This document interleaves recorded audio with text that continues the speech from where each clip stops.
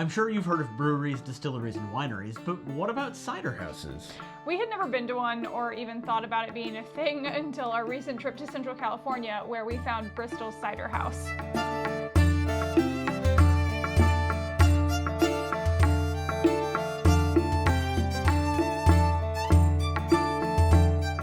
Hey guys, I'm Phoebe. And I'm Adam. We're the couple behind In the Great Wide, and we spent Adam's birthday weekend exploring Central California this year. Yeah, we stayed at an Airbnb in Atascadero with some awesome hosts who told us about Bristol's after we did a tour of the Firestone Walker Brewery.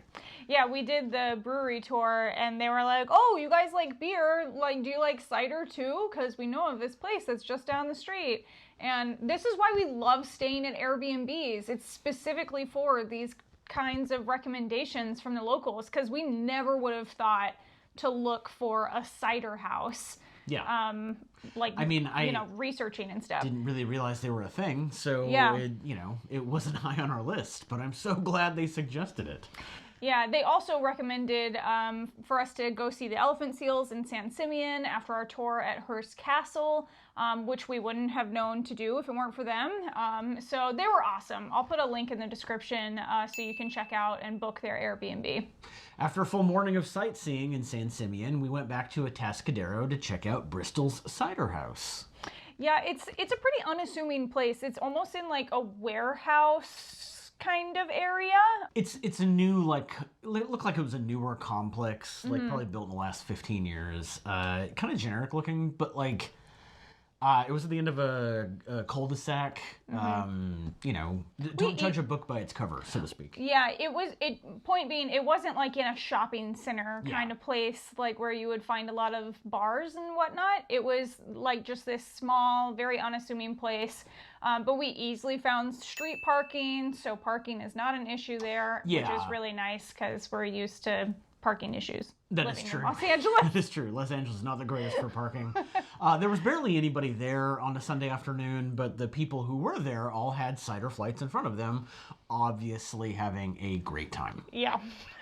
We were greeted by a friendly bartender who actually turned out to be one of the cider-makers. His name was Sebastian, yeah, and this is it was when great. we realized that this was essentially a brewery, but for making cider. Yeah, all the ciders they serve there are made there, and all of the apples that they ferment to make the ciders are sourced from local farms. So I thought that was really cool. Yeah, it's great. Very sustainable with the community. It was really great. We learned that cider making is more like wine making than brewing beer. However, there isn't really a word for making cider, like you would say brewing for beer or distilling for liquor. Yeah, we've just been saying brewing because we don't know of a better word to use. But feel free to chime in the comments if you know what word we should be using instead. I was thinking maybe fermenting, but that just makes it sound gross. And although it's true. I mean, the fermentation is part of the process, but that's not the entire process. Yeah, so it's weird. There should be an actual word for it, but for now we're going to say brewing. Yep. But we definitely wanted to do the cider flights to try all the different kinds that they had, because you get to choose 5 ciders for each flight, and it only costs $15 for a flight, so it's a great deal. They had 7 ciders listed at the time, but they change frequently because they're constantly experimenting and making new ones, so you may have different ones to choose from than we did. Yeah, but our favorites were the original cider, I think was one of Adam's favorites. Oh, yeah, so good. Which is just called Bristol's. It had like a fruity flavor, but it was crisp and it wasn't overly sweet, which I really appreciated. It was when you think of like a cider, when you get like a Magners or something that's more commonly sold nationally, it was like that, but 1,000 times better. Yeah, it wasn't quite as sweet, I think, as it was a lot good. of other It was really good. big name ciders. Yeah.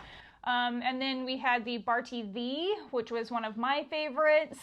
It's made with English hops that give it a flavor that reminded me of Earl Grey tea. I'm a big tea drinker, Yes. so I really liked it. And there was a kind called Anne Bonny, which is a cider aged in bourbon barrels. Yeah, it was one of the most unique flavors I had ever had in a drink ever. It was so cool. It was interesting. You could really taste the bourbon in the back of your throat, like the back of your tongue, after you'd taken this first cider, and then all of a sudden it was like, oh yeah, there's that bourbon like bubbling in the back. Yeah. It was really good. Gotta love that bourbon. There was also one of the most interesting things I've ever seen. It was called Mangelwurzel, made with Granny Smith apples, beets, and fennel, giving it a beautiful pink color, but a very earthy flavor. Yeah, it was a standout for sure. It was really interesting. I've never drank beets before, so that was new. Yeah, but it was really good. I was really surprised. Looking at it, because of the color, you just automatically assume it's going to be sweet or be like rosé kind of thing because it's got that kind of color to it, but it's not at all. It's super earthy and just really interesting. Sebastian talked to us about all the different ciders they make there as we were trying them. It was really great. It's always cool to have somebody there who's like involved in the process of making these things, to like walk you through it and like explain the process to you and explain the ingredients and where they come from. It was just really cool to have Sebastian there to like talk to us about everything. Really love getting that like inside track on like how the stuff is done. I mean, I was super fascinated because I didn't realize cider houses were still a thing. Yeah. And he even opened up a different bottle of the Mangelwurzel. Is that how you say it? Mangelwurzel is the German pronunciation. Right. Yeah. But he gave us a try from a different bottle of it, which was from a different batch. Yeah. That had a different flavor to it. He wanted us to be able to see like how much the flavor changes depending on the specific apple and the specific beet that's used. And it actually had a huge impact on it. It kind of blew my mind, honestly. It was in a different shade of pink, and it tasted very different. Still like you knew that it was apples and beets, but it was very different. It was fascinating. It's hard to explain, really, but it was just so cool. It was nice. We were learning, and it was great. Yeah.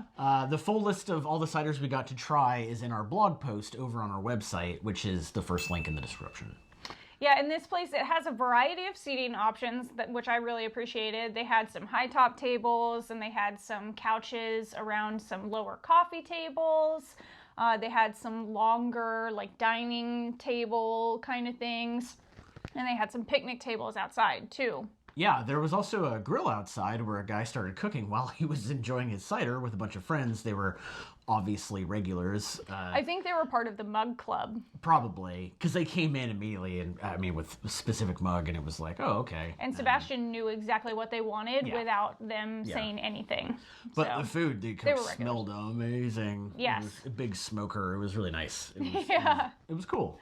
Yeah, we stayed inside to stay out of the direct sunlight because I'm very pale. But they had a big garage door that was open that was like letting all of the nice weather in, so I really appreciated that. It was very nice. It was very nice. They often have live music, and some of the events require tickets, so make sure to check their website or call them before you go so you don't get surprised by a cover charge at the door when you get there. Yeah, not all of their live music events require a cover charge, but some of them do, so just be aware of that. Yeah, they apparently had a really big night, the Saturday night before we went, they had a really big band there. Or big band. It was a big draw. I don't know how big the band is, but yeah, it was apparently very popular the night before. Yeah, that was probably why there were less people there on a Sunday afternoon when we went. Yeah, but we ended up spending over 3 hours hanging out there and drinking cider and chatting with Sebastian.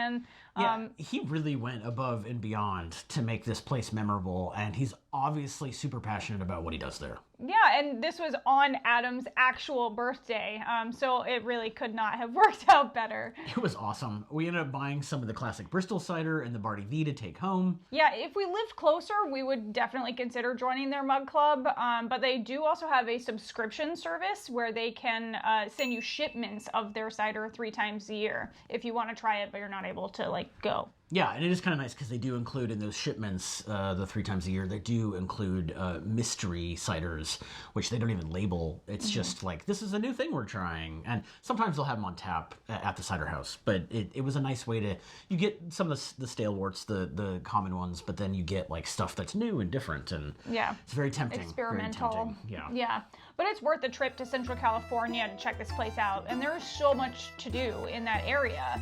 Yeah, you can go see wild elephant seals on the beach just 45 minutes away. And there's so many wineries and breweries up there. You could easily just spend a week doing tastings. Yeah. And we have more videos coming about the tour we did at the Firestone Walker Brewery and Hearst Castle too, because that's what we did that morning before we went to the Cider House. So make sure you're subscribed to our channel for more California travel tips. Thanks for watching, and we'll see you in the Great Wide somewhere.